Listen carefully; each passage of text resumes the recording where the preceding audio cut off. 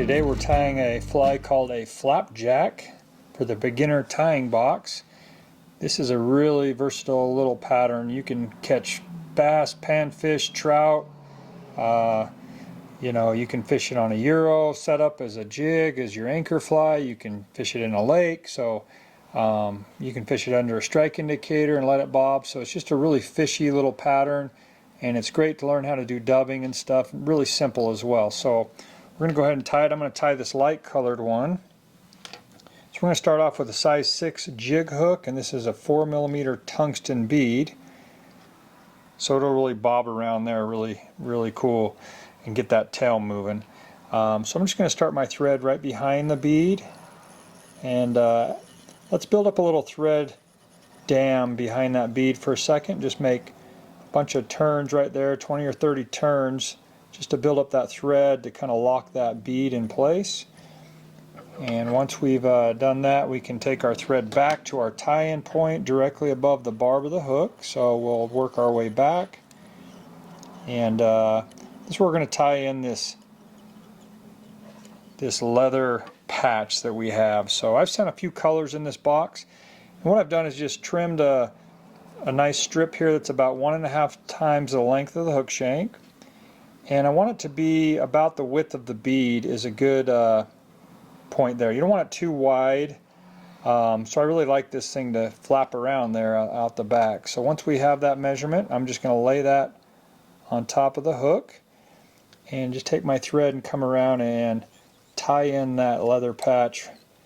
Make a bunch of turns back and forth right there and really lock that into place, just like that. So it's straight out the back of the hook shank.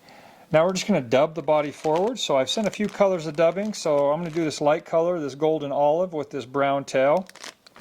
This dubbing is pretty coarse stuff, but we're going to brush it out later and give it kind of that leech look. So for dubbing, get ourselves a nice little patch there, and I'm just going to lay that on the hook and use my middle finger and my thumb, and I'm going to just roll that onto the thread in one direction. I'm going to come from the tip of my finger back like that. So I just start there and just let that kind of spin around the thread and just work my way down the thread. I'm not holding on to the thread on the bottom there or anything like that, and just loading up a good little section of that thread with dubbing. Now if it's a little loose there at the end, that's okay. We're gonna brush that out. So we're going to need 3 or 4 batches of this here as we work our way forward. So again, start at the top and dub that down the thread like so. And we're just trying to build a nice little uniform body working forward towards the bead. Alright, and let's do one more right up there against the bead.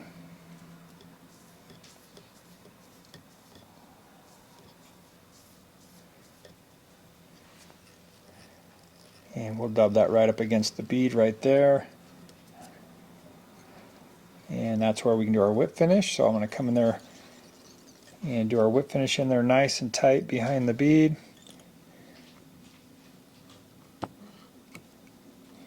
Now the key to this fly is you need a little brush.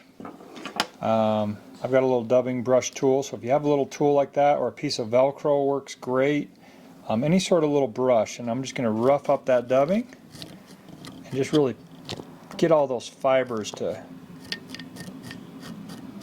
pull out and just build a little translucent. And now I'm just going to brush it back so it flows back towards the tail like that.